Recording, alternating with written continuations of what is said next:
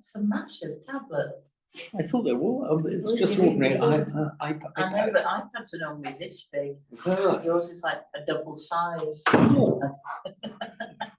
It's a bit of an ancient one. Maybe Yeah. It's all on Zoom now.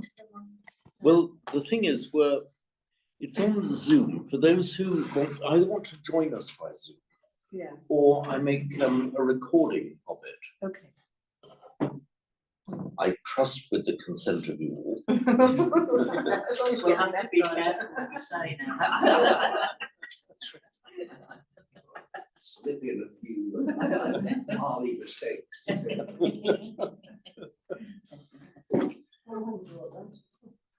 I believe if you were a Thai teacher, you wouldn't ask for our consent. Yeah, we've gone all soft and soppy about that now, haven't we? I once was at a Buddhist temple meditating. It was a class, a group, and all of a sudden I heard a thought beat. The little Thai lady was going around videoing it all.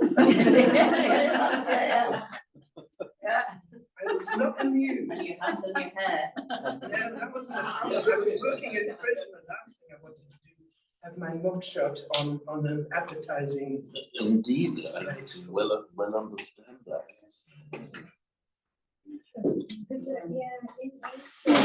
Privacy is a little bit different.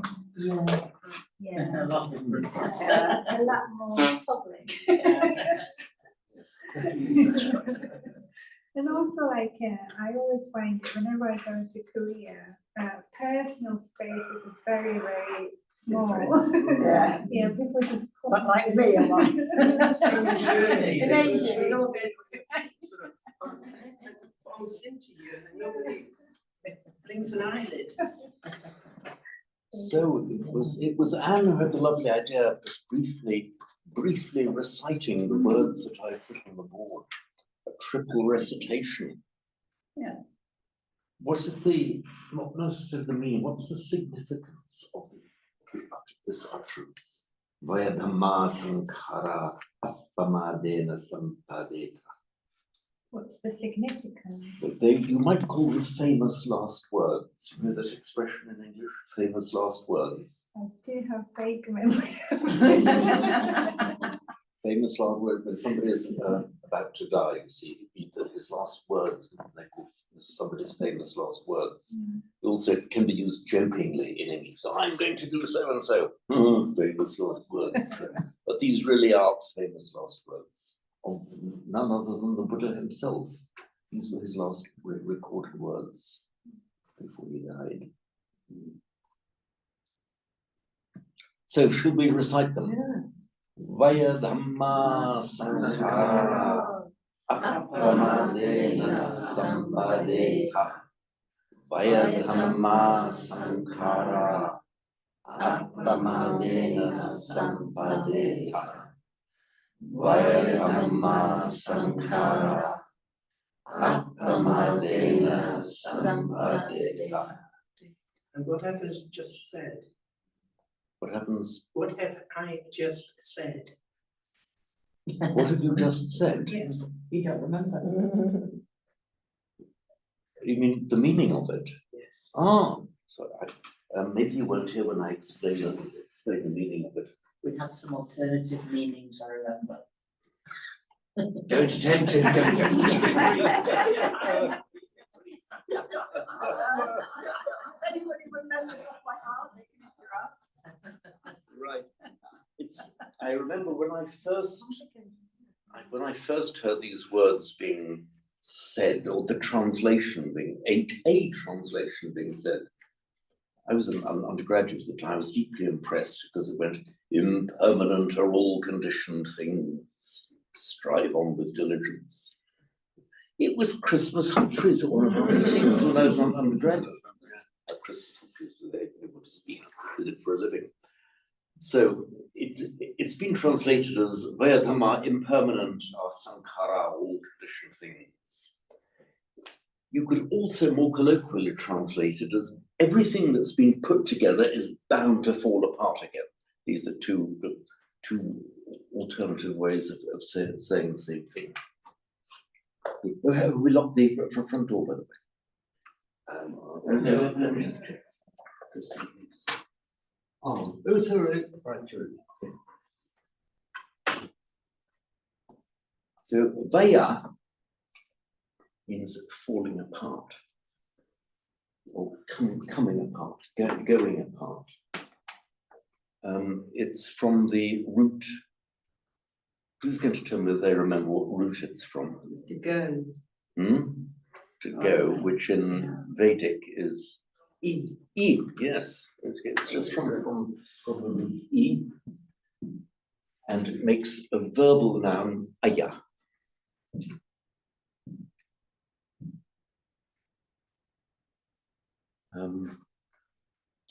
And this is vi, meaning apart. So vi aya, vi meaning apart, separating. Vi aya in Sanskrit. It means going apart or coming apart. In Sanskrit, it is vi aya. E followed by an R just comes together, vyaya. And in Pali, all that happens is that the drops and becomes vaya. So vaya means going apart. It's the opposite of sankhara. Sankhara is putting together. Vyaya means going apart. By the way, we've got vyaya, Pali vaya. Also got the direct opposite actually is samaya. Samaya. Samaya has several meanings. There's the Maha Samaya Sutta, which is the sutta of the great convening, samaya, going together. It also means a time, at a particular occasion or time. Yasamin samaye, at whatever time, at whatever occasion. That means both a convening and a coming together. Like a gathering. A gathering. And there's the Mahasamaya Sutta, where you have the Buddha and beings from all realms, including, that's the great gathering, the samaya, together going, including the Nagas and the Supanna, is it the Supanna? Yeah, so is it the Naga and the Supanna finally making friends. In the presence of the Buddha. Only in the presence of the Buddha. So vaya Dhamma Sankhara. Dhamma, we know the word, but when it's used as a suffix, or I should say as the second member or the last member of a compound, it means having the nature of. So if something is vaya Dhamma, it means it is of the nature to come apart. Not just it will do, it's in its very nature that it will. And Sankhara, just anything that's been put together, Sankhara, together putting. The adjectival, the past participial form of that in Sanskrit is Sanskrita, which in English we have as Sanskrit, because the word Sanskrit means put together, therefore carefully assembled, refined. That's the meaning of Sanskrit, as opposed to natural free-for-all, which is prakrit. So vaya Dhamma Sankhara, the things that have been put together, anything that has been conditioned, put together vaya Dhamma, is of the nature to come to bits, to fall apart. And appamadena sampadeta. How would you explain appamada? Who will explain appamada? I remember what you said last time. Do You said you? it was not madding forth. Yeah, exactly so, madding forth. It is from that root mad, which means originally, well, in Vedic times, it meant kind of joy, and then the idea of kind of exuberant joy. And then by extension, kind of losing it with exuberant joy, or alternatively, with any kind of exuberance of the mind could equally be with aversion. And with the prefix pra in Sanskrit is pa in Pali, that is rushing forth with it. So pamada, madding forth, and apramada, Pali apamada, is the opposite of that.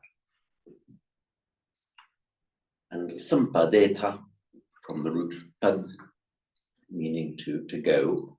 Sampad, this prefix sam, it's the same prefix. The prefix sam, cognate with the Latin co and com, and with the Greek sun, meaning with, synthesis, syndrome. It often has the meaning of a completed action or an accomplished action, a perfected action, or even a series of completed actions. So from the root sri, we have the verbal noun sara, meaning going, and sangsara, a series of repeated going again and again and again, the samsara. With the root pad, which sampad means to, like a successful, and getting what you're going for, like an achievement. And so this is the causative form, sampadeti. It does sampadeta is the imperative form. Achieve, make it happen. Often translated as strive on, which is about right. But the idea is you've got to make it with apamada, make it happen, bring it about. I think striving has a sense more of the effort involved, Yeah. whereas the way you describe this is more a sense of focusing on that sense of achievement and accomplishment. I think it is, Which yeah. is quite different. You're going to, because if you have the wisdom to see that everything falls apart, then you're not going to get caught up in that. You are going to make this, you're not going to be rushing forward. You're going to bring that into being where you're not, mad because you're deluded by it. Yeah. You see, Yeah, striving is like such effort. Yeah, and it's like you're trying to struggle. get somewhere. Yeah. I'm a busy person and that's how it is to me. that's the advantage of getting inside the Pali words. You see it kind of sort of thinking around them, thinking around those roots. Rather like the word right effort, the ones commonly translated as right effort, is sama vayama. Whereas effort there is only a very partial translation. Have I explained the vayama to you? Yeah. Okay, right, Breathe yeah. us I back. said it's More. like a kind of dynamic tug of war, dynamic tension with Yeah. you about that. Breathe us. Yam. Viyama. Yeah, So yeah. viyama is stretching, pulling apart. Ayama pulling towards you. Viyayama in Pali vayama. Yeah, it's the kind of tug of war. You've got conflicting forces, which you've got to be, somehow be wise in your balance of them, in how you're handling, and the strength and dynamism that you put into these conflicting forces. That would be an over translation if you were looking at pure translation. On the other hand, that is the tone of the word. If you feel into the word, that is the feel. Which of has it. such a different feeling of our sense of all our words that we use for effort or strength. It's got like a solidity to it, isn't it? Or a Yeah. sense of movement and direction. Whereas Sense this is of more like force, standing yeah. and allowing, That's right. knowing like a tree, knowing when to. It's kind of dynamic balance of attention. Even the word effort itself, in the Latin, exfortiare, from fortis and forte, meaning strength, and effort, exfortiare, means to put out strength, it's an inner strength, applying force applying strength to something is implicit in the word effort, whereas Vayama is a more kind of balanced, reciprocal dynamic. Knowing when to go forward and when to pull back. That's Yeah. right, Because yes. if you think of the male-female principles, effort often just has more of a sense of a male side to things than the female. Like action and striving rather than receptivity. Yeah. Sorry, I forgot to ask you. Yes. Did you get here without any pain in the knee on this occasion? Not too bad, actually, just getting in and out of the car was a bit tricky. Oh, yeah, Thank you. right. Were you striving? The girl was, you were being drawn towards the girl. So we were looking last time. Is there any more questions rising at that? I've got a question, but I'll get it, I'll ask you another time, but I'll just say, don't forget. Summer is right, and I know you've given a lovely explanation of how it's more than just right. And in that sutta that we were reading in the sutta group the other day, where it said about everybody meeting in harmony, I'd be interested at another time to know why they didn't use the word right, or how it's, why the word, that was a different word being used. Because in a way, all the rights is about harmony, isn't it? So that was just what was quite interesting. That's interesting. Yeah, harmony is a kind of subtext of the explanation of samma. I can't remember what word was used in the sutta. But something with atta, because you said it's finding the highest purpose, unified by the highest purpose or something. The highest purpose is the anga, Yeah. not the atta. The aga, yeah. That sounds interesting. I'd like to hear about that. But it was just about if you want to either whether it was a bhikkhus or a city or a kingdom, if they meet frequently, those 7 conditions, but the first 2 are you meet frequently and you meet the second one was you meet you come together in harmony, you conduct your business in harmony and you leave in harmony. And that's one of the conditions for societies to grow and prosper. And so it was another word around harmony. So I often think, because this whole thing about, with all of this, it feels to me like, what is the appropriate? How do we do this dance between everything? It's not like I'm in my own world and I'm striving and because we're, you know. And this word right in English, it sounds very judgmental. Like I'm right and anything else is wrong. Yeah. It sounds quite divisive, really. Whereas something like appropriate could feel more fitting, or feels more you're part of the world and you're responding to worldly conditions. So I have to remind myself, which we'll do probably tomorrow anyway. Yeah. What word was used for harmony? I forget what it was now. I didn't write it down and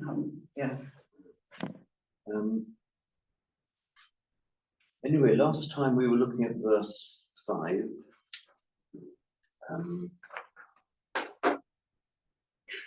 So Bahusachanja Sipancha Dinayota Susikito Subhasita Tiyavacha Etam Mangalam Tamam. Vinaya,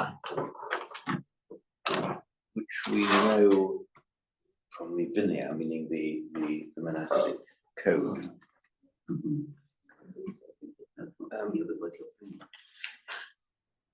From the root ni,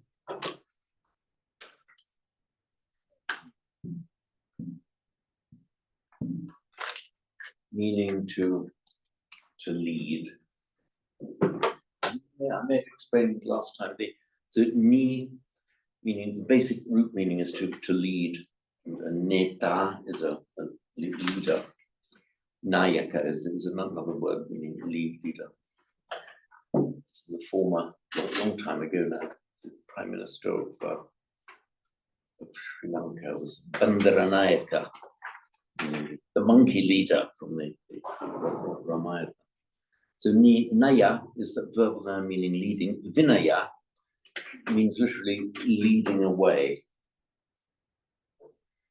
And the idea of the vinaya means it either leads vice and misconduct away from you, or leads you away from, keeps you safe from vice or misconduct.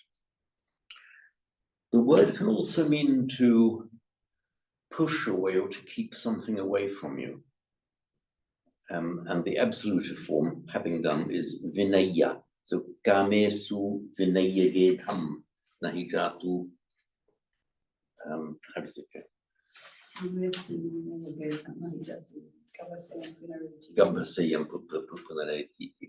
So vinaya is the absolute form, meaning having done, or just adverbially keeping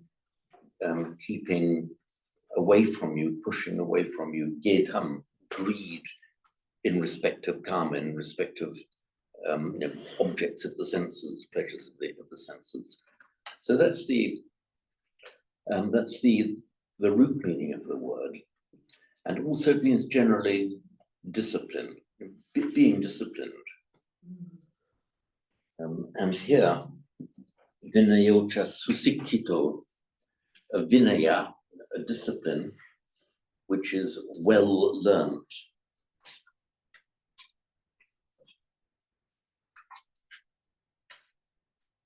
Discipline comes from the word disciple, doesn't it?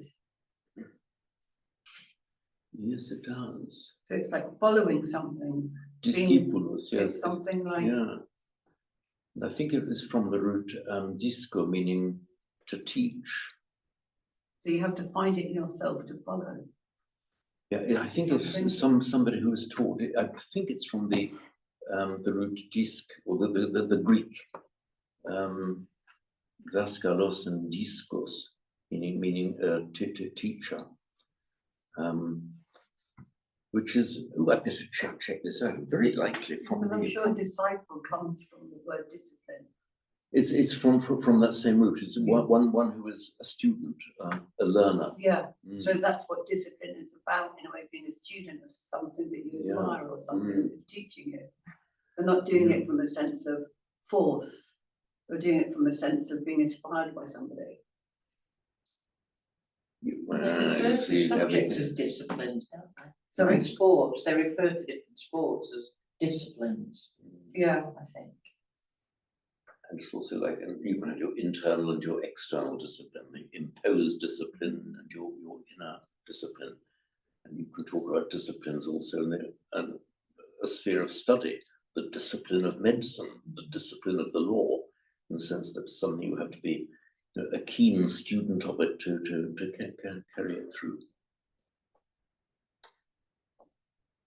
It's just dawned on me, possibly then cognate with the root dish, meaning to show or to point out or to teach. In Sanskrit, he teaches is deshayati. In Pali, deseti.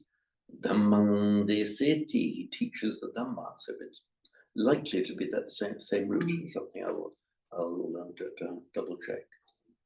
because when the assistants, we used to call them disciplinarians here, didn't they? Maris knows all about that. And actually, because we've got such a negative connotation for the word discipline, as if it's somebody standing whacking everybody and shouting at them.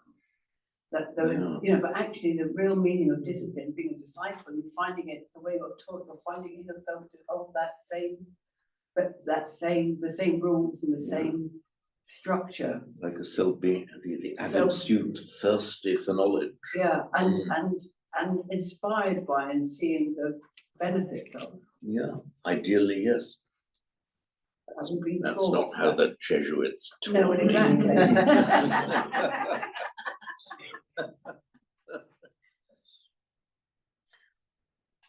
So, susikkito, sikha means training or learning, as in Panatipata Veramani Sikkhapadam, the training rule, Samadhyami. when we talk about the Sikhs, as in the Sikhs of India, you know, the ones with the turbans, it's that same word, because in modern Punjabi and Hindi, a Sikh just means a student or a learner from this same word, because they were the students, the disciples of Guru Nanak. Is that right? Is it Guru Nanak? Guru Sikh? Nanak. So that's where they just come to call themselves the Sikh log, the disciples of Guru. I had a little bit more meaning of, is it Guru Shisha, this relationship, it's a very clear relationship. Guru, can't quite pronounce the word Guru Shisha. Shishya. Yeah, which means that the Shishya is obedient to the Guru. That's right, that relationship of Guru Shishya. Yeah. Incidentally, the Sanskrit sh as in Shishya Okay. often became a k in Hindi and Punjabi. So the word Sikh Yes. is the modern Hindi and Punjabi form of Shishya, Yeah. which it's the same word, Yeah. but Sikh then in a modern guise. So, and Sikhita, that's just a participial form. So Susikhita means well learned. Vinayocha Susikhito, a well mastered discipline, a well mastered Vinaya. Subhasita Chayavacha etam mangalam uttamam. Ya is the relative adjective, that speech which is well spoken. In Pali you say which speech is well spoken. So yavacha, the speech which. Subhasita is well spoken, is the root.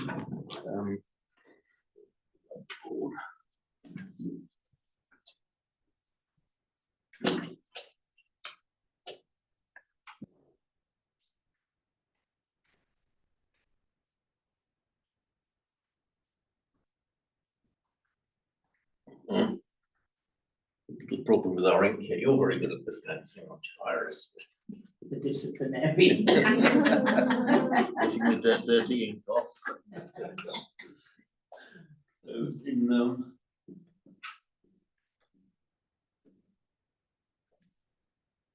Vedic root is bhash, meaning to speak. And spoken then is bhashita in Sanskrit and bahasita in Pali.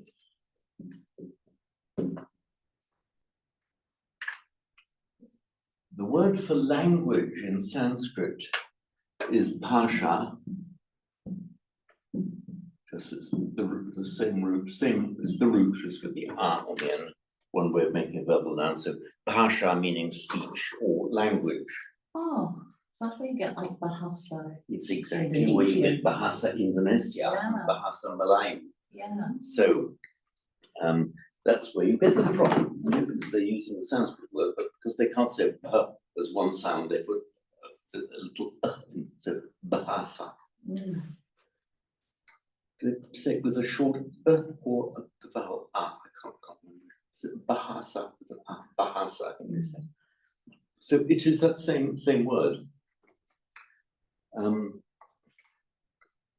in Pali, as you'd expect, it's the same, but with an ordinary S, Bahasa. So you talk about the Pali Bahasa, the Pali language. And the past participle is Bahasita. With the past participle, you add the ta to the root, but often the roots are quite complex. So you don't need to learn them, but sometimes it's not a ta, but an ita.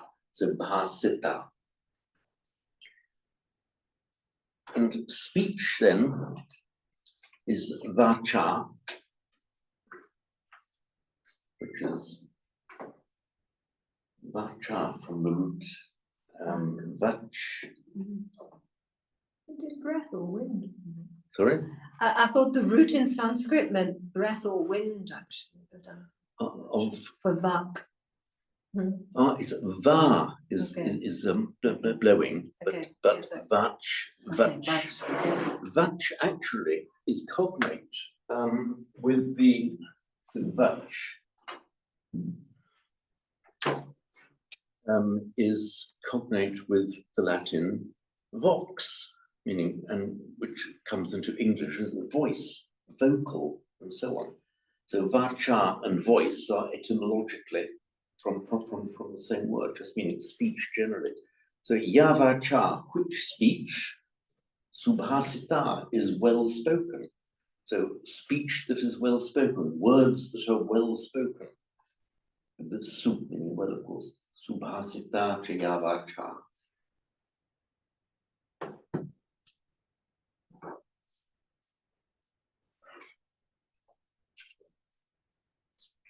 Does it indicate in what way it's well spoken in the language?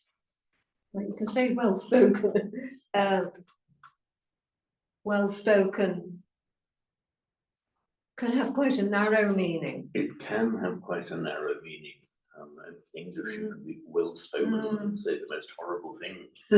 I've seen it happening. I've seen it happening more than once. Is that you, James?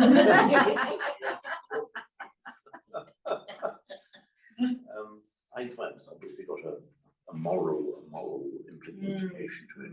Maybe the use of right speech. Is it samma vacha? Samma, okay. So samma vacha, speech. And Sue, is it Sue? So subhasita means It's just Subhasita, that so means Sue. well spoken. And I think we just have to interpret what it's meant here. But In Sue the has sense, got lots of, like in Supatipano, and oh yeah, this prefix the sub. prefix has got a whole wealth of meaning, isn't it? It has. It came into Greek actually, the su, the S dropped and it required the letter E instead of. So the su in Vedic becomes the U in Greek. You find that there are several words like that that drop the S in Greek. So as in euphonic, euphoria, eugenics. It's that same U meaning good. Eucharist. Evcharisto, yes. And in modern Greek, Evcharisto. Thank you. But of course, in old Christianity, the Eucharist as well. So it's that same. It's the same word etymologically as the Sanskrit and Pali su, which we have in but it's very widely used, as we know, in Europe. Sorry. Europe, yes, Europe in Greek. Wasn't she hunted by somebody? Was she hunted? And somebody was being hunted. Was she called Europe or something? Anyway, I forget the story. It's the same one, but it is that same U as well. Eulogy is another good speaking well of somebody. Eulogia. So we have it here in Susikito and Subhasitachi Avacha. And we have it in Sugata, for example. If you translate Sugata, often very crudely translated as well gone, which would be a crude literal translation, Sugata. But it's very wide in implications. It's one of the primary epithets of the Buddha, the Sugato. Once Guy Healy was saying that, like Supalipano, the Sue, he gave this analogy of when you play cricket and the batsman hits the ball at exactly the right angle and you score a glorious 6 or something, and the sound of the bat and the way the ball moves, that is got that quality of Sue, which I rather liked. Yes, You know, yeah. the sense of it's spot on, it's just without a minimum of effort almost, like Sweet spot. yeah, that sweet spot, yeah, exactly, yeah. Yeah, we don't often use the English sporting analogies for Buddhism, but yeah, that's What we do in this class.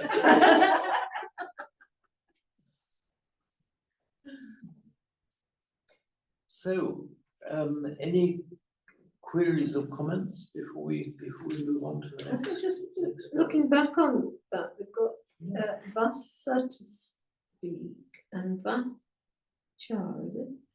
To speak as well. Violence, Speech. that change.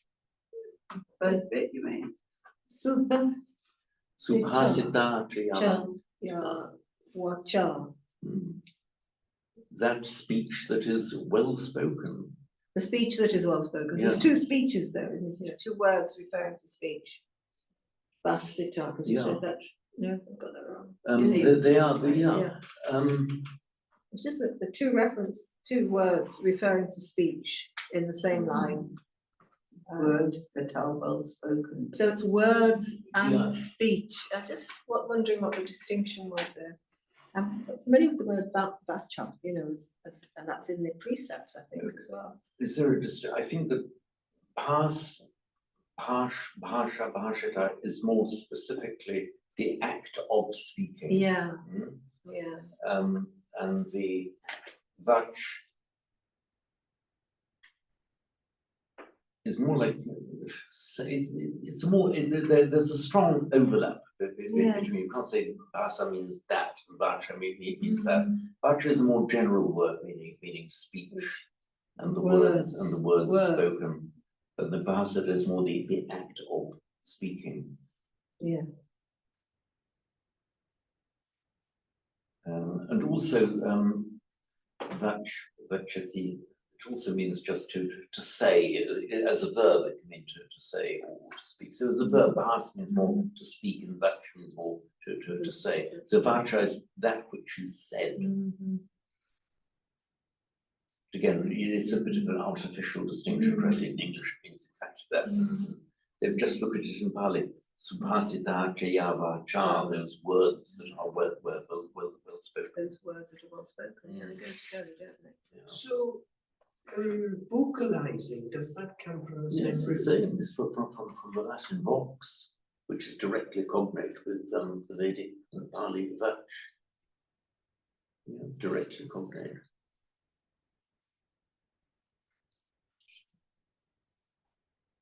So, are we ready to proceed?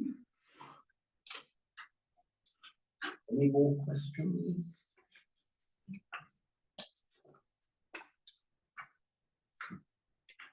What's the most common way of forming the past participle then? Andrew?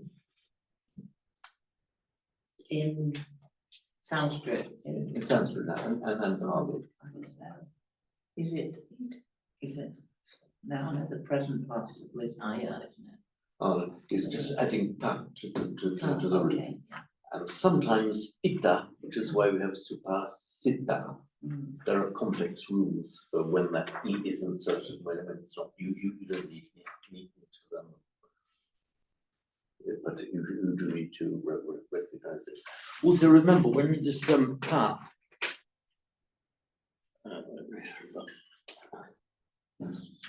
in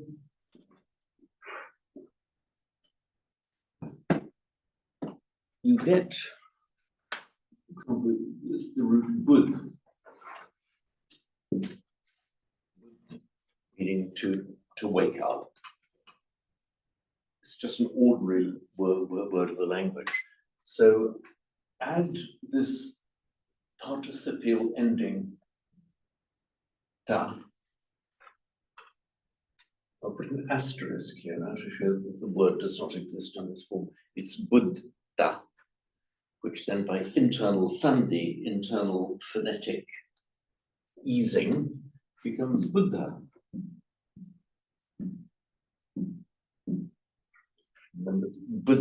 Buddha is just root bud plus participial ending ta, which becomes Buddha by euphonic combination. Known in Sanskrit as and Pali as sandhi. You're familiar with the meaning of the word sandhi, aren't you? Yeah, no, it's euphonic, I don't know that word.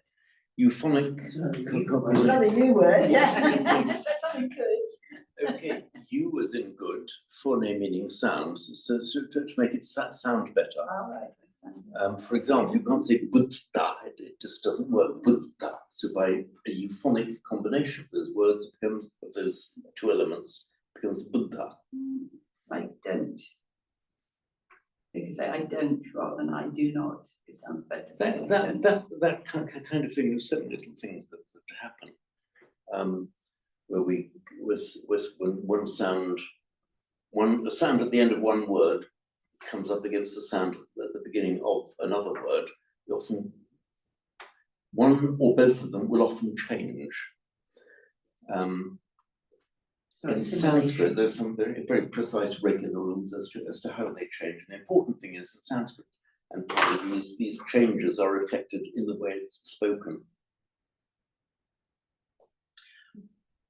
In English, you've got a and end, Mhm. because it doesn't work. You can't have two vowels.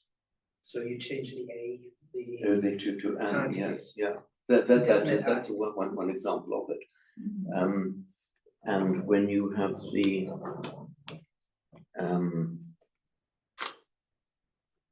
negating prefix a, meaning not or aphonic, aphasia, and so on, it becomes an before a vowel, anorexia, so words like that, anaerobic, so that n is put in for the euphonic combination to prevent the clash of two vowels. And the rules are relatively simple in other languages, they're fairly complex in Sanskrit. So, but at least they're regular in Sanskrit. Pali has those rules, but Pali is a lot more fluid about the whole thing. I like that word fluid. Some grammarians like fluidity. But fluidity is part of language. Sorry? I think some grammarians or traditionalists don't like language when it gets fluid. That's right. But actually it's seen as a part of the nature of Pali. It is part of the nature of Pali. Sanskrit is far more rigid in its rules. I mean, it can be it's a highly expressive language, but the actual rules of grammar are fairly precise in Sanskrit. You aren't allowed to depart from them. In Pali, by contrast, Pali shows so many of the features of being essentially a spoken language. So when you speak, you cut corners, you soften things, colloquialisms arise that would never quite do in the formal written language, but which just pass and become current. In Arabic, darija, current, you see, in the spoken language. I use that word because that's the word that Mahdi uses for his form of Arabic. Yeah. Darija, which means current.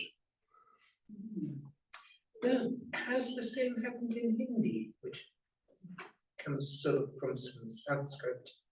Oh, yeah, goodness me, yeah. I mean, it's in the same way, for example, that Hindi is a direct descendant of, not exactly from Sanskrit, but from the same root as Sanskrit. Go back to Vedic times, now looking about, say, 2000 BC, the language was, the earliest Vedas, by the way, that we have, the Rig Veda can be dated back to 1800 BC. So a little bit before then, we just had the ordinary common speech, which the Vedas were, somebody spoke that language. It was not an invented language. It's no doubt fairly refined, but it was the speech of the time. And from that same root out of which Sanskrit came, out of that same root, the modern languages of northern India came, including Hindi, of course. And they, just in the same way that classical Latin has developed into Italian and French and Spanish and so on. So the languages of northern India, including Gujarati, Marathi, Nepalese, and so on, have emerged out of the proto, the Vedic, you might say. So where do the other four languages from southern India come from? Like Kannada? Kannada, Tamil, Telugu, Malayalam. So they're from they're the primitive, primitive is the wrong word, primitive in the sense of more the ancient languages of India before the arrival of the Vedic speakers, before the arrival of the Indo-Aryan speakers. Because they don't have any numbers. And one of them, they use English numbers. They haven't got any numbers in their language. I was told. Spoken numbers even. Spoken numbers, yes. I regard that statement with great caution.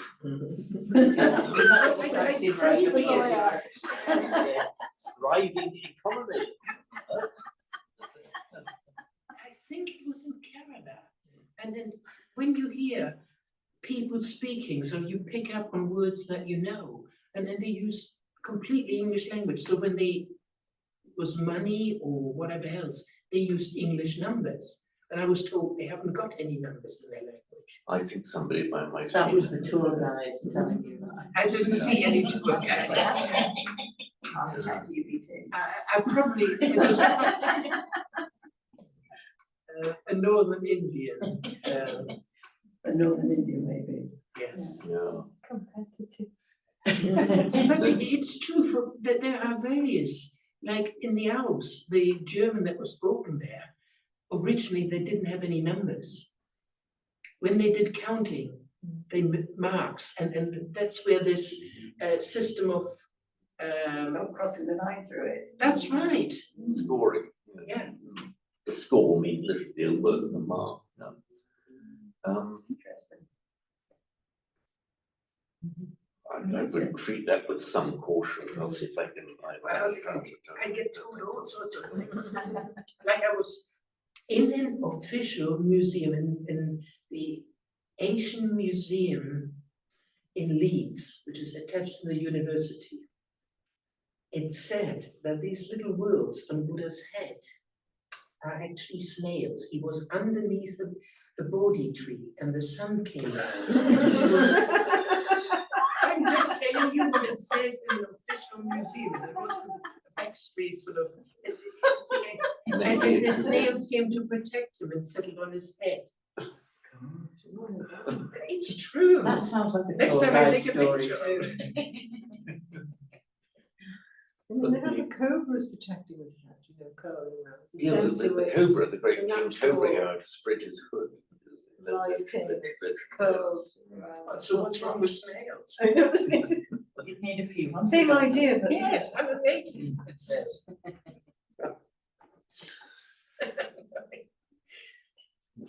I got one of the boys today said, why does the Buddha have that hairstyle? Hairstyle. The hairstyle, yeah, on the statue, yeah. And the answer is it's the Brenda snails. Hammond. They said, "What is that hairstyle?" Yeah, it is a bit, but top, you know, like. Yeah. Yeah, recently I read somewhere and it referred to the snail style hair.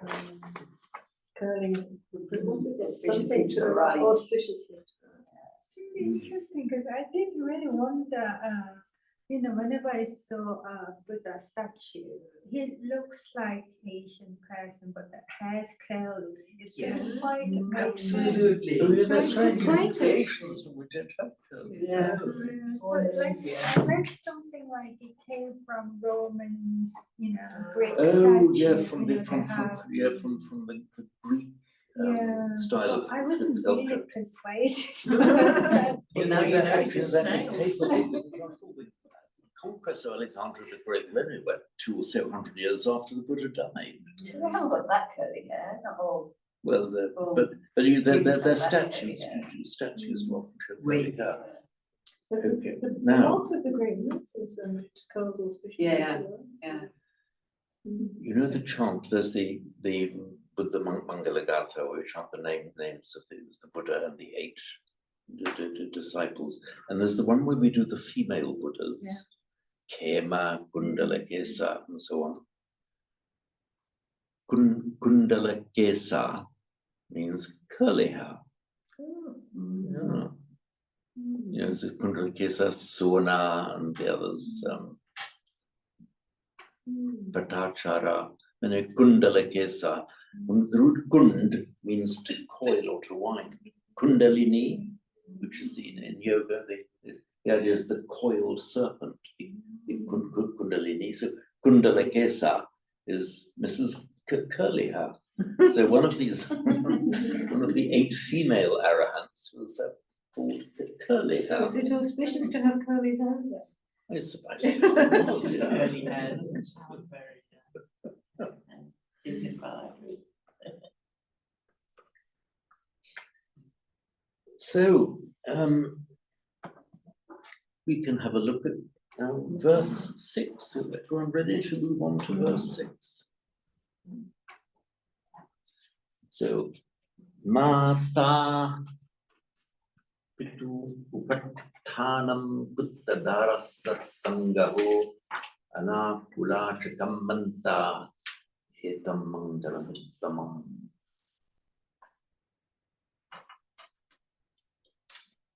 So, Mata Pitu Upathana, those words are virtually identical in English. So, Mata, of course, is mother. Pitta is father, but in a combining form here, when it's put in compound, it becomes Pitu. So, Mata will separate out Mata, Pitta, Upathana.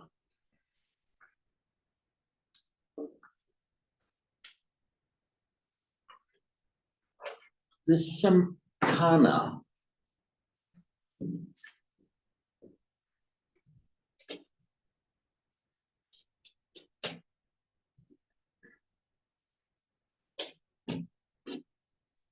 so many words come from the root sta.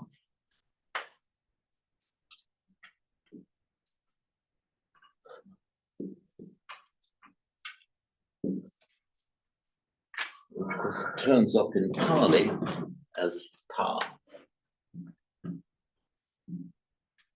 And sometimes, very often, in fact, with the retrofix term. So the Sanskrit root sta resolves in Pali as either ta or ta. You can make a verbal noun, or one of the numerous ways of making a verbal noun is to add a na to the end of a word, as for example, da to give, dana, giving, sta, stana. So stana, literally, the original meaning was a standing, and then by extension meant a place, or the occasion of something, so a place. It's a sthana.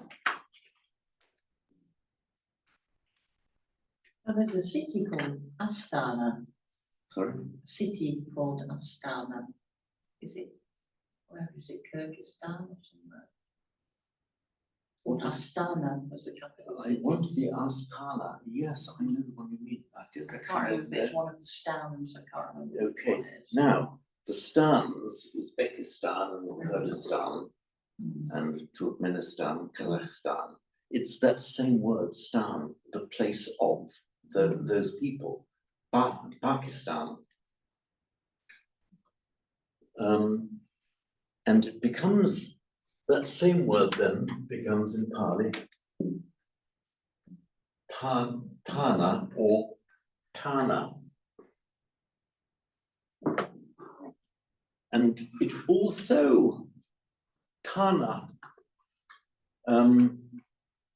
it's got quite a, then it's, by the way, directly cognate with the Latin word station, stare, statio, Sanskrit, sthana, English word stead, standing. Stelle. Hmm? Stelle.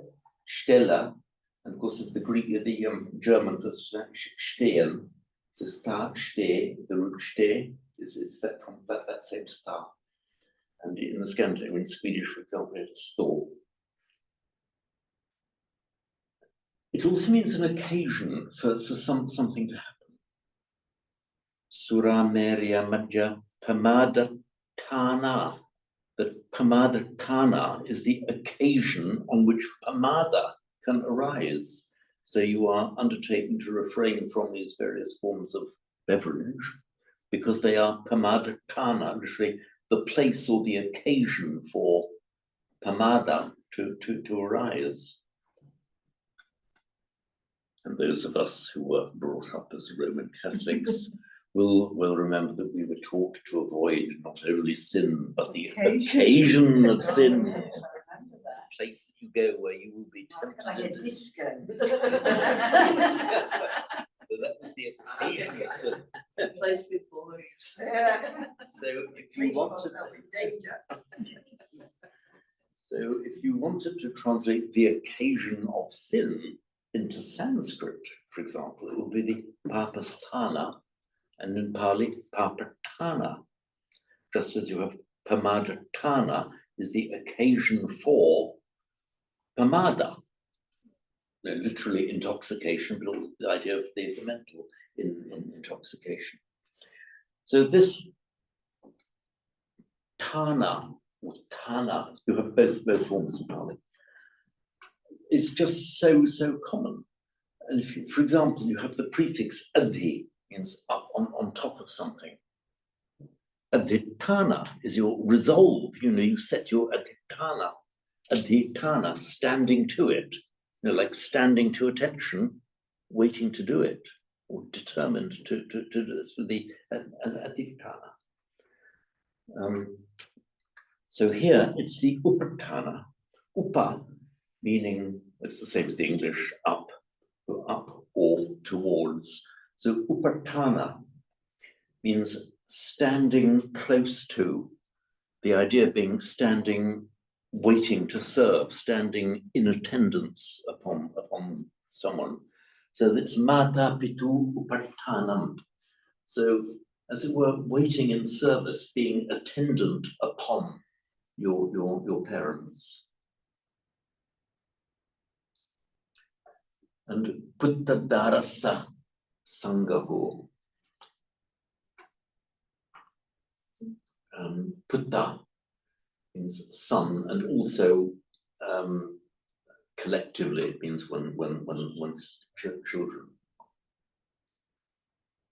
It's quite interesting that the nuance of that verb, and waiting upon, standing upon, Standing up to, not standing up to in a hostile way, but standing close to. In other words, it's like standing, waiting to serve. Waiting to serve. Yeah, It's like a respect. Showing respect. That's right. Remaining close to them, and the idea of remaining at their service. That one remaining Being close. there for them, but kind of literally up. Being up there and for them. standing. What are the other words with upa? Trying to think what other, with the UPA. Upa, yeah. Yeah, I'm trying to think what other words to get the feels of what upa could be. Suppositor, is that the oppositor days? Is that UPA or? Oh yes. Trying to think what other connotations it might have. Yeah. Upa. Okay, it does have other connotations. Its basic meaning is up, but it also has the idea of something like a bit like para in Greek, or come into English, so paralegal. Somebody who's not a qualified lawyer, but who does leave the word paramedic, is not a qualified doctor, but is somebody who does, as it were, ancillary medical work, and the upada. Now, you have the kleshas, the defilement, when Pali kilesa, the defilements. You have the upakilesa, which are the secondary, the subsidiary defilements. So upa has also that same kind of meaning, as I said, as the. So it's not the full defilements. It's not the kind of the full-on defilement, it's the kind of the secondary ones that gather around them as it were. In that chant, the paramis is upaparami, parapatam. Yeah. That's in the chant on the paramis. It says upaparami, and then paramataparami. Yeah. Okay, so aparami from the translation as the perfections, but the upaparami would, as it would, mean the subsidiary perfections. In a way, your upa could have that sense of standing close. It's like the paralegal, the one like who serves the solicitor, or the paramedic who's serving the doctor, getting prepared and being there. Kind of idea, but here it has the meaning of up to, meaning close to. I think I have those twos. Yeah. It often has the meaning of movement as well. Being close by. From the root gum, meaning in Sanskrit, which is kram, step. If very often somebody will approach the Buddha, the Bhagavantam, upa sankamitva, upa means going up to, sankamati to step, sankamati to go somewhere, upa sankamati to go up to him. So upa sankamitva, having stepped up to. Isn't that the Buddha. Upanishad notion Okay, as well? Upanishad, It's very wonderful. important, yeah. Okay, Upanishad is fantastic. Well, should we have a tea break? Good idea. Then we look at Upanishad. Yeah.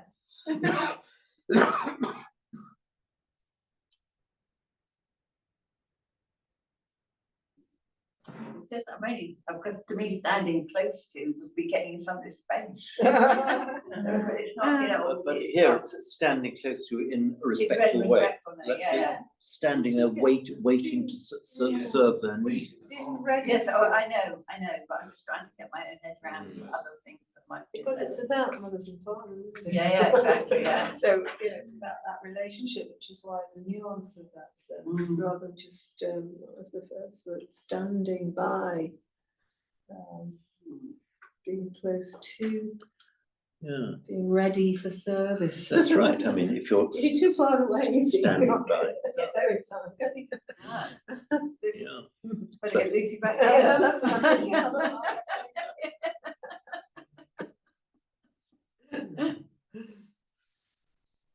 Right, Steve. Good. Let's have a tea break.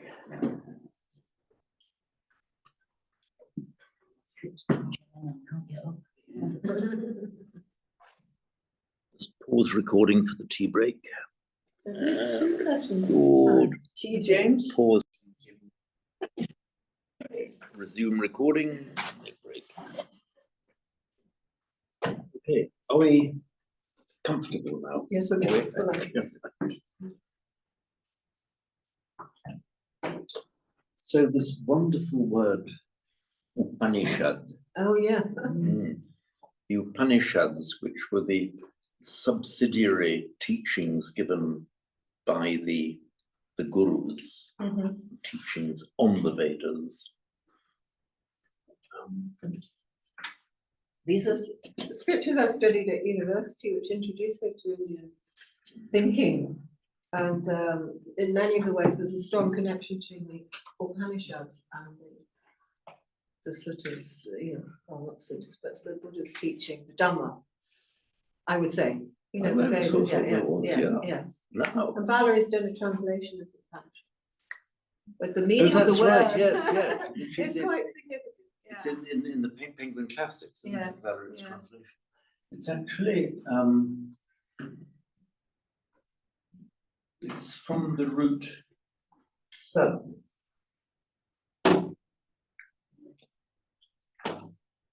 which has come into English as sit.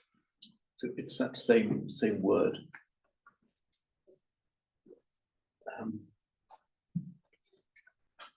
And if you sit down, it is ni prefix. This verbal prefix ni. It's the same as the in. It's come into English, but with the sounds reversed. It's in. So the ni and the in are etymologically the same word. But ni in Sanskrit and Pali means both in and downwards.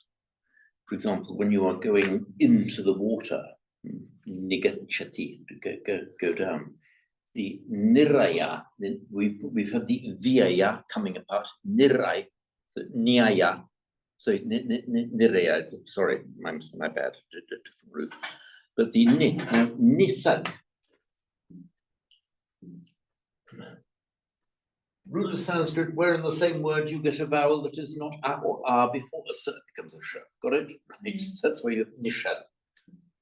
Now, so nishad, down sitting.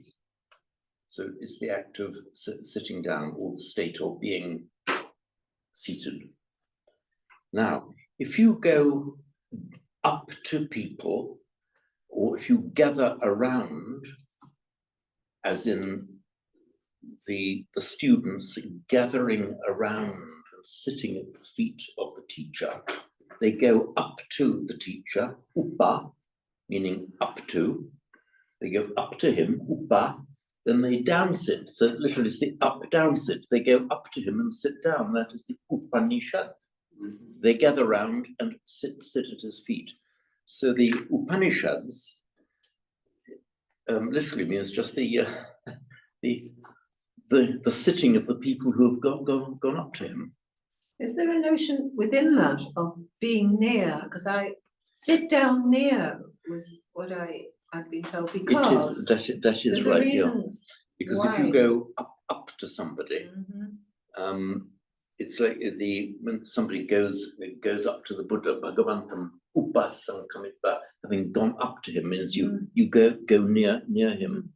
It's like we use that exact same imagery in English. You go up to somebody, you see somebody, you go up to them to get close to them to talk. You go up to somebody in the street.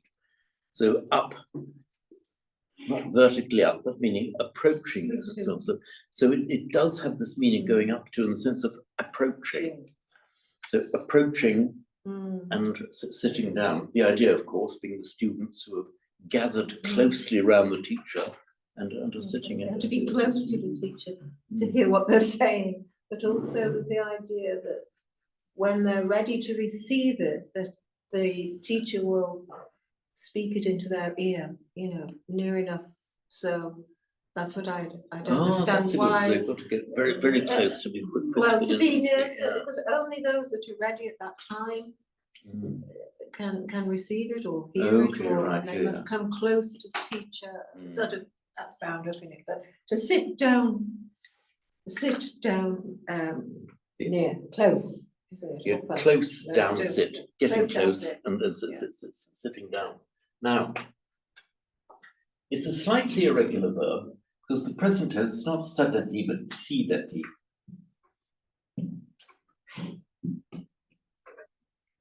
So one sits down, in Sanskrit would be nishidati, in Pali nisidati. If you are seated, you are nisinno. Titang charan nisinnova. That's down sat, you are seated.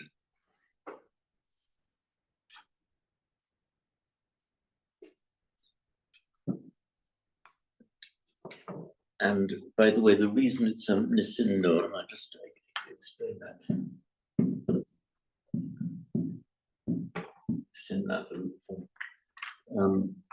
We've just been discussing the formation of past participles by adding ta or ita to the root, which our English past participle and past tense ending ed is exactly cognate with that. But in Sanskrit and Pali, and we do the same in English, we make many of our past participles with an en, as in given, spoken, driven, not gived, speaked, and drive. We have an en ending, and exactly the same with many roots in Sanskrit and Pali. You have a na instead of a ta. So, and you often find that if the root ends in a d. So, Sanskrit sad plus na. So sadna becomes sanna, and Pali becomes sinna. So the sinna is the actual origin was sadna, seated, sitting.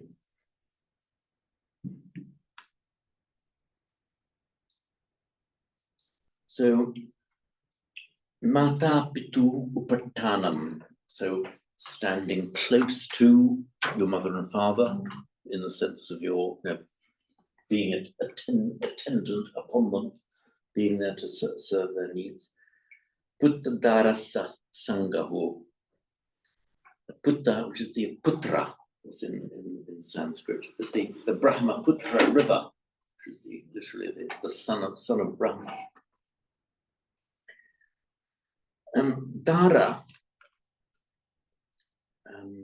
etymologically odd word. There's one cognate word that we know of that's in Greek, the word doulos, meaning but in doulos, in Greek, doulos actually means a slave.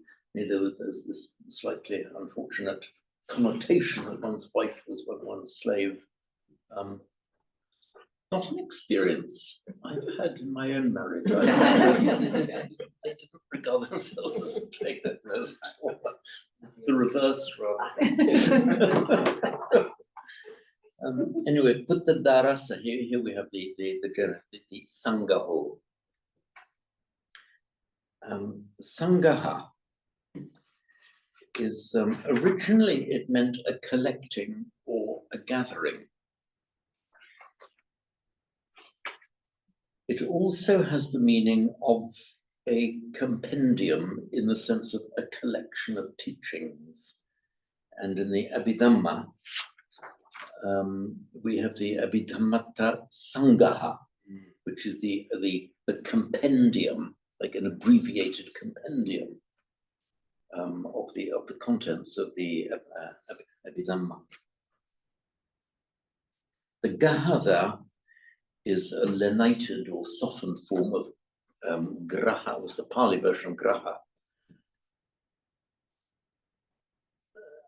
You know the root for that. Our English word grab, by the way. Let me just show it to you. We've got the full root is grab.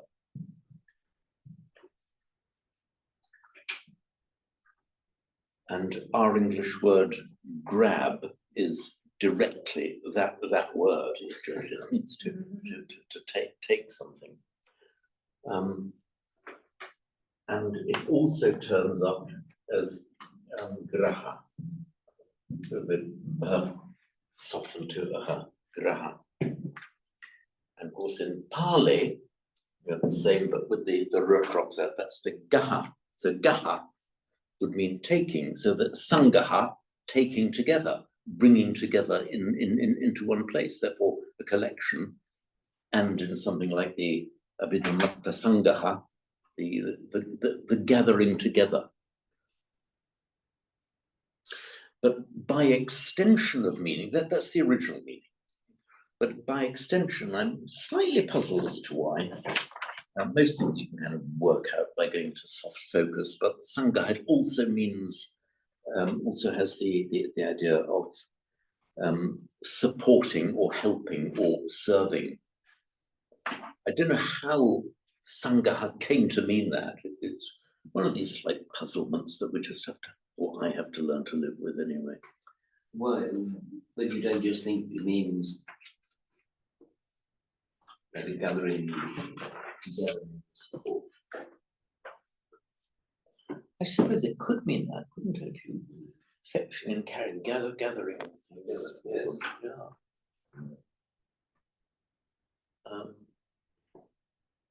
I'll let that mature in my mind. It's a slightly greater leap of logic than I'm accustomed to seeing in Sanskrit Pali. Mostly the extensions of meaning are very, very clear, but here it's slightly less clear to me. So Putta Darasa Sangaho. Yes, but yeah, I can't think of it. Yes, in the days of the hunter-gatherers, you did the gathering for people. Yeah, the gathering of the food, the firewood, whatever else you needed to gather. Yeah. And the quality of a sangha often is of that sort of supportive togetherness, you know. As you say, it's a natural. Is a sangha different spelling? No, is it sangha? This is Sangha. Whereas opposed to Sangha, which is superficially similar, but in fact in entirely different roots. Oddly enough, the Sangha, it's from that word han, meaning to strike or knock. And when it comes at the end of a compound, the han becomes a gha, as in patigha. Byarusana, patigha sanya, patigha, striking against, the sense of aversion, patigha, pati against, counter, ka, striking. Sangha just means literally bumping into or knocking at the people you bump into. So the people that you're in close contact with. That's the literal meaning of the Sangha. But so remember, this is Sangaha, which in Sanskrit is Sangraha. Which is a community, is about that coming together, that collection or gathering. That's what makes a community serve itself, that they regularly coming together and Yeah. gathering. It's actually, And they notice each other, and they make the connections, and they look out for each other. And so in fact, you've got a kind of an overlap, a semantic overlap between Sangaha and Sangha. So even though they're from entirely separate roots, there's a kind of, there's not a phonetic and a semantic overlap between the ideas. I was thinking back on the Upanishads, what we were talking about, having Veronica, you saying they have to come close enough to hear, reminded me of how Lance was always very definite about, if people want to come, they will find, they will come. It's not up to us to go searching for people or trying to follow them, because if you're wanting to come up to the teacher close enough to hear, you clearly really want to hear. Yeah. You're not just hanging in the back, or you're half thinking, and That's a good you're point, very yeah. making a very clear effort, not effort, anyhow. Traction rather than promotion. Yeah, you're physically going, you're being drawn towards it, rather than something, oh great, you've all come in, let's close the door. No, that sort of sense. There are plenty of tea and biscuits here.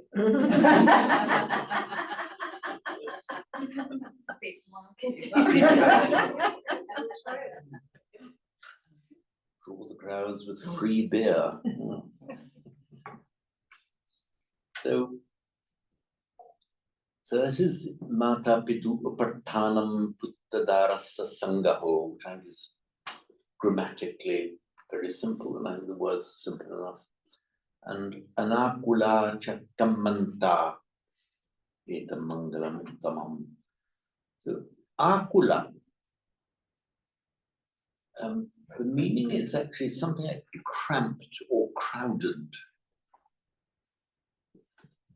And I've done a note, you see, at the bottom of the page. Thronged with walking corpses, Chalakankala Sankula. And it could come from the old Proto-Indo-European root, quell meaning to be in a spin, to rush around, swift motion. But that's a little bit speculative. What does BCA stand for? Oh, sorry, that's the Bodhicharyavatara. Right. Are you familiar with the Bodhicharyavatara? No. It's Shantideva's wonderful work in Sanskrit. So I got so used to using, because I've just copied and pasted this from the Sanskrit notes that I've done for the Sanskrit students.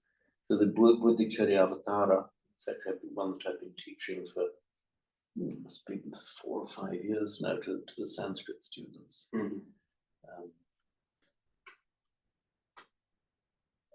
It's a Mahayana work written by Shantideva about 500 AD, so I forget, or a bit later. It's very, very popular in its Tibetan translation in Tibet. Indeed, even the Dalai Lama is on record as having gone far enough to say that such wisdom as he has, he owes to the Bodhicharyavatara. So I should have explained these abbreviations. It's the Bodhi, same in Pali, Bodhi, enlightenment, Charya, from the root char, meaning to go, Charya, faring, going, acting, Bodhicharya, and Avatara. We know the word Avatara. Avatar. We have an avatar. So it's actually, let me just explain the word Avatara. It's come back into kind of popular culture, this notion of It has avatar, indeed. but it's, as far as I know, it's a very Indian concept. I shall explain it very precisely as far as I can. It's from the root. So we write it in transliteration, the tri utter, meaning to cross. Right, yeah. Yeah. And from that root,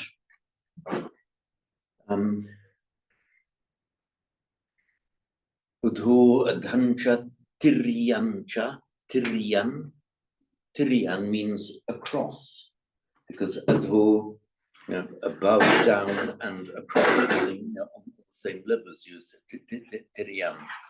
It's the same, it went into Latin, and through Latin, meaning across, transit, transient, transposition. Nowadays, just trans. And also, it's the same word that has come into English as through, because if you're going through something, you're as it were crossing through it to the other side. So through, trans, and through are from the same origin, meaning across. And it makes a verbal noun, tara.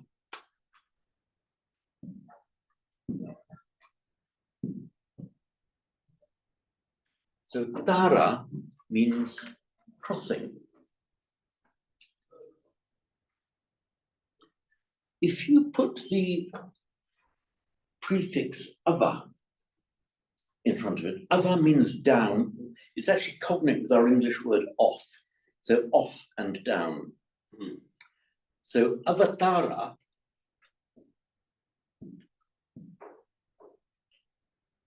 means crossing down. So the avatar then is the idea of a heavenly being that has crossed from a divine plane, crossed down into the human plane. So that is the avatara.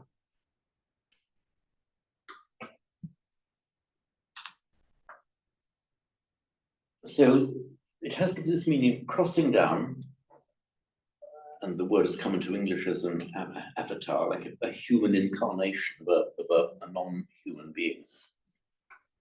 It also has the meaning of a primer or an introduction to something, something helps you to go into it, to get yourself into it.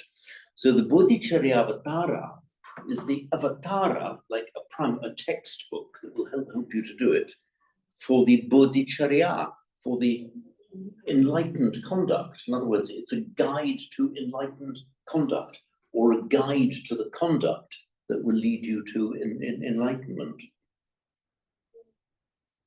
So Bodhicharya Avatara.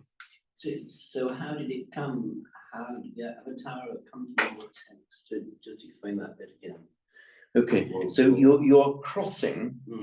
So the avatara, by the way, if you enter the river or enter the sea, the word used in Sanskrit and Pali is avatarati on Pali or utarati, literally cross down. Because the notion is that you are crossing from one medium, dry land and the air, crossing downwards into the water, like a change of medium. That was the crossing down. The avatara was as we just discussed, the crossing down from a divine realm, say, becoming humanly incarnate, that kind of crossing down. But also, by extension of meaning, is that which helped you to cross from ignorance into knowledge. And that's how it came to mean a primer, or like a textbook, or introduction of how to do so. It helps you cross into the other medium. Right. Okay. So Bodhicharya Avatara, which by Sandhi is Bodhicharya Avatara, is the way in, that which leads you across into Bodhicharya, an enlightened form of conduct. Is it okay to say that, in the Hindu pantheon, these, the divine beings become human or animal. Say there's 9 avatars of Vishnu. Oh, are there animal avatars? Well, yeah, there's the 9 Vishnu is the manifestation of the ultimate supreme cosmic energy that preserves rather than and has 9 avatars. One is a tortoise. It follows evolution actually. I don't know if I can remember them all. And there's a dwarf that's a bit like Neanderthal man, and then there's oh dear, I don't know, like a boar, a boar, and but then the more significant ones are Krishna, who of course, was yes, the who was a kind of divine human a who came human, to us manifestation. a certain place, and but then their purpose in each of these avatars. Have a story in which they save mankind basically from floods or terrible disaster or monsters of some kind or another. So that they're very much depicted.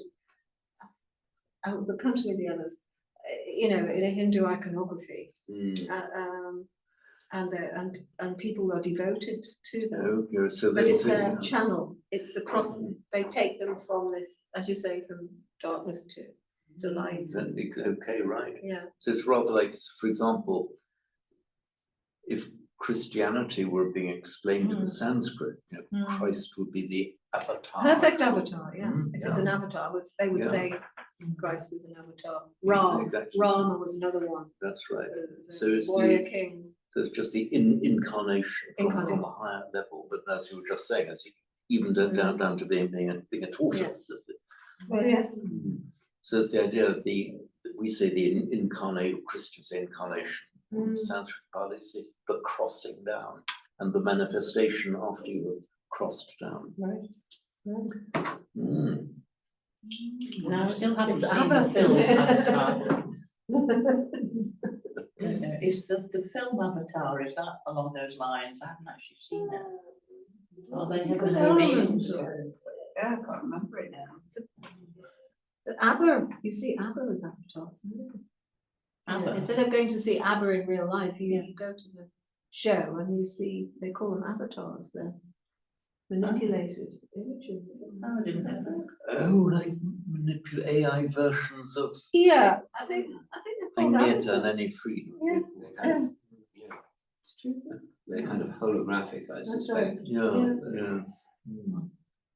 And in social media, they use it to mean you're something that represents you, don't they? Yeah, that's why I say it's come back in the last 10 years or so, but it's one of those, it's probably that's the nature of language, isn't it? It's come into this context and it will acquire perhaps other meanings or extended meaning. Yes, it's something of a, I think something of an outrageous distortion of the, rather like the 1930s use of the swastika in Germany, which is a perfectly wonderful symbol, a sign of well-being. I suppose we just have to put up with it. The ones that's just the 9 avatars follow the stages of the fish. That's right, like the aquatic, the whole process of evolution. There's supposed to be one for each, stage of evolution to human, and that's why they're in those forms. But then that's all. So Hanuman is one of them. I'm not sure that Hanuman is officially an avatar of Vishnu, but would fit it in some indirect way. I wonder if it's like in Egyptian mythology you have a falcon and a snake often. I wonder if that's the sense of an avatar. I don't know. If it's a manifestation in visible earthly form, whether human or animal, bird, whatever, it would be exactly that's the same idea. The higher being taking flesh, as it were, appearing as flesh. So, this akula word,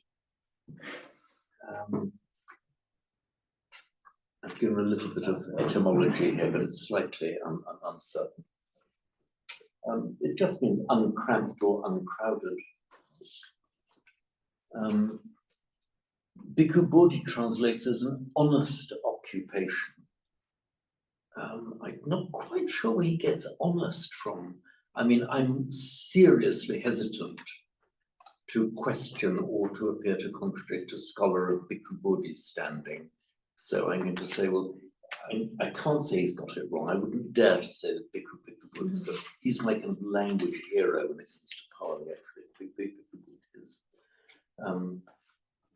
But maybe he's got that, maybe that was a meaning given in one of the commentaries or something like that. I don't know, but the normal meaning of akula means crowded or cramped. And this is the negated form, anakula. Translation in here says an occupation that causes no disturbance. Okay, yes. Is that, would that be Lance's translation? Maybe Sarah Shaw's. Okay, right. Not sure.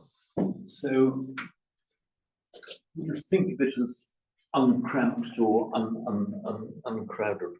Yeah, so you don't cramp or crowd other people, you don't disturb other people. But I confess that it's a slight misphrase to exactly what it means here. Kammanta. Right action, in the Eightfold Path, you might have expected to see samma kamma, right action, but it's samma kammanta, which I shall explain. Okay, I'll go back to using red and green now to Sanskrit. We have karma, which the basic meaning we all know is simply doing, basic meaning of karma. And if you put the word plus anta, karma anta, which by sandhi it becomes karmanta. Karmanta. So karma anta, karmanta. So it's literally doing or work and end. And originally in Sanskrit, karmanta meant either the completion of a task, the karma anta, the ending of the work, or the goal towards which you were working. The word anta, by the way, meaning end, it's etymologically exactly the same as our English word end. And das Ende in German, is it das Ende? Das Ende. So it's the same word has come into English as end. And it has more than one meaning. It means the end of something, the anta of it, and also means the objective or the goal. It means that in Sanskrit and Pali, and also in English. To what end are you doing that? Meaning, to what's your objective? What's your aim in doing that? So this end has that dual meaning in Sanskrit and Pali and in English as well. So the word has been preserved very close in form, and those two meanings very close in form. And anta also in Sanskrit and Pali means an extreme of something. So in the Dhammacakkappavattana Sutta, Dve me anta bhikkhave na sevitabha. These two anta, these two ends, meaning literally these two extremes are not to be indulged in. That's extreme self-mortification and giving yourself over to pleasure. Those are the dve anta, the two ends, meaning the two extremes. Now, karmanta in Sanskrit, as I said, originally meant the completion of a task. And then it came to mean the goal, the purpose for which you're doing it. And then generally, your karmanta just came to mean your business. So not just what you were doing, but specifically commerce, business, kammanta. And then so karmanta in Sanskrit becomes by regular phonetic mutation kammanta in Pali. That's how we have the kammanta here. And it's a masculine noun, So it makes this plural from a to a, kamanta. And here, it's got a narrower meaning, not just activity, but specifically, it means your business, your livelihood, which is also how it's used in Sanskrit. Because it's a different word in the Eightfold Path, isn't it? Livelihood, ajiva. That's right. So in Pali, in the Eightfold Path, it tends to mean just right action. And it can also mean a livelihood, whereas the ajiva means more your entire manner of living. Oh, right. So I think it's translated as livelihood in that sense. Yeah, but it's different then. Yeah, it may be, I think, possibly slightly different in Sanskrit and Pali. So in Sanskrit, you know, the secular, the ajivakas. You come across the I think they were around at the time of the Buddha. You got the Buddhists and the Jains, the ajivakas as well. The reason they were called ajivakas because their doctrine was it was the particular way, the things you do in life, the way you lead your life is the only thing that's Materialist, vital. is sometimes called, how you do things, like pragmatist, materialist, I think. How you do things. How you do things is the thing that's most the important. way you can you direct your life towards something. You live your life in a certain jiva is the jiv, meaning life, as in jiva, which is the Sanskrit word typically meaning the individual soul, and jivitam means life. Saying it's your business is a long way from, not a long way, but it seems like the completion of a task, a goal, an aspiration, and then it becomes your business somehow. That's right. It seems like a reduction of something. It is a kind of reduction. I think one can follow the meaning of it because the completion of your task means the goal that you're seeking to achieve. You can think of in terms of the company's bottom line. Your karma is what you're doing, and the karmanta is your bottom line, what you've achieved at the. So the karma is your karma, your duty. No, that's a different. I don't think I've seen it. The only way I've seen it used is specifically the business that you do, the things that you do. When you're talking about karma in our normal sense of karma, I've only ever seen I think I've only ever seen the word karma used rather than kamanta. So kamanta has got more of a specialized meaning. Basically, it's your business, the things that you, and specifically what you do to make a living. In the Hindus, there's Varnashrama Dhamma, which is your particular duties for your stage in life and your caste. And that's your business, that's what. So say the word in Sanskrit again. Dhamma Varna. Oh dear. Okay, Dharma Varna Karma. It's your duties and stage in life. So it's Shrama, Dharma Varna Shrama. I think that's what it is. Oh, Dharma Varna Shrama. Yes. Yeah, and that means that your business is what's your stage in life and what your caste is, and it's very much your dhamma, your way of life too.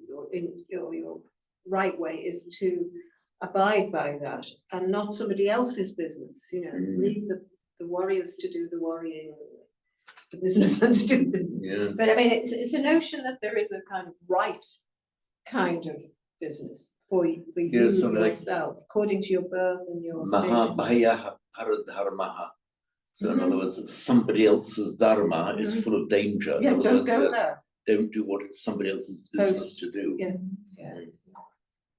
But anyway, it was just maybe sort of some kind of parallel there about what is right, to do with your livelihood, and it's a sort of freer way, if you like, than the more sort of traditional Hindu way. In terms of this blessings, how to live, have a good livelihood, a good occupation. And it could also have the meaning of having a kind of livelihood that doesn't crowd out your ability to, you know, follow the path. Yeah. The Pratipada. But in line with your status. I'm sorry, say again? In line with your status. Maybe not. You see, maybe in some ways there's a breaking through, I think, from that whole restriction of what is right duty in the Buddha's path, you know, or what he opened up in terms of right livelihood, I suppose, what this concept of sama kamanta. I was just interested. Maybe this is another reflection of how in these early texts we often see this tension between what the Buddha was teaching, what the traditional teachings of the Hindus were. Yes. He can put a different spin on it. I think this Mangala Sutta is showing that up somehow in sort of subtle ways. That's right, yeah. So much more rooted in human morality rather than the sense of the exact duties you must do Predetermined. that you would have among the Hindus. Is it, as well, is it from the, when you said from doing it, from the word karoti? It's that same root, yeah.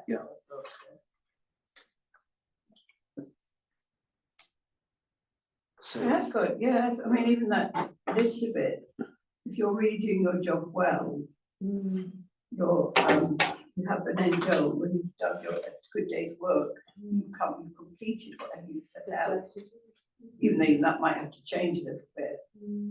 And that sense is sort of not disturbing others, doing your bit, rather than getting caught up in other people's business or stepping over the line of, you know. yeah, there could well be that subtext as well, that you don't take upon yourself so much work and tasks that you get crowded out. Equally, don't act in such a way that you interfere with others. Both of those are quite permissible subtexts of this word.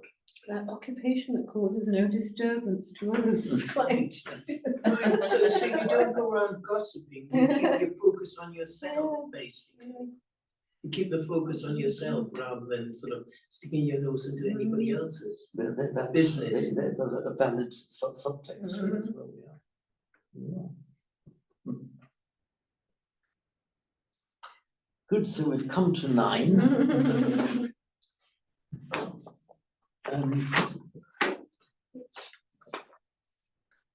Should we, as we normally do, chant the sutta up to the point that we have reached?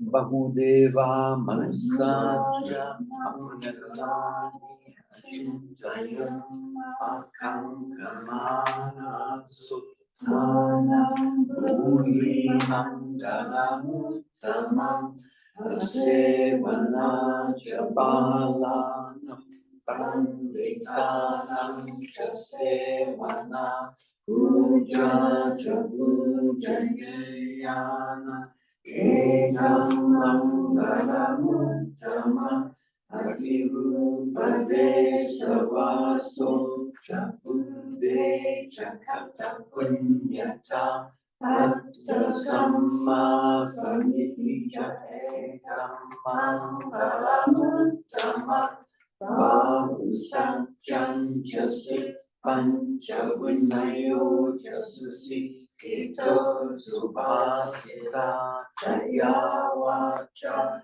Etam Mangalamuttamam Mata Pitu Kattanam Uttadarasa Samgaho Anapula Chakamanta Etam Mangalamuttamam. Now we know what it means.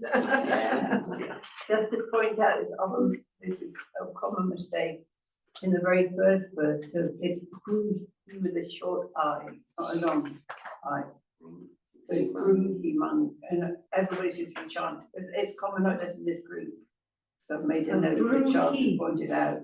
Is it in our chanting book written with a long? No, it's not. But invariably, everybody chants it with a long I, and it's not a long I. It's How not does it Ruhi. It's a short. Yeah, it's a short I. The Bruhimanga, you go Bruhimanga. Yeah. Sorry. It's a standard form of imperative, second singular imperative ending in Pali and Sanskrit, always with a short e. Bruhi. Well spotted, Anne. No, I've been on I've taught it with Charles at Milton Keynes, and I've made a note because that's a common mistake that we make. Is it written in our chant book? No, I've just made my own pencil notes because I've got my chart. But it's amazing listening to the chants. What we talked about last week, when you have two consonants that you pronounce them both, and a lot of people pull them Oh, goodness, it must be that. into one. Sabbe Dhamma. And it's particularly important if you're chanting in unison. If you don't pronounce doubles as doubles, you get half a beat out of step with the rest.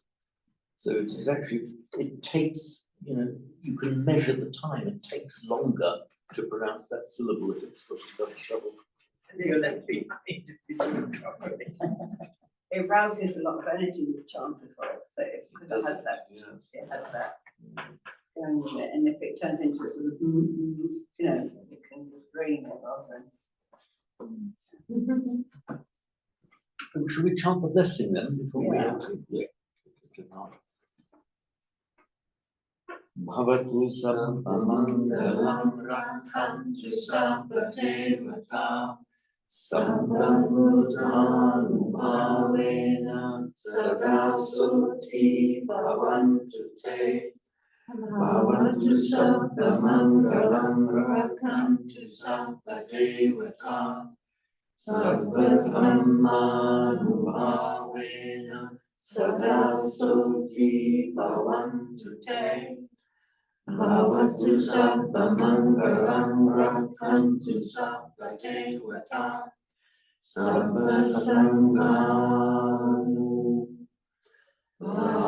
Sabbasanghanubhavena Sada Suti Bhavantu Te. Sadhu, sadhu, sadhu.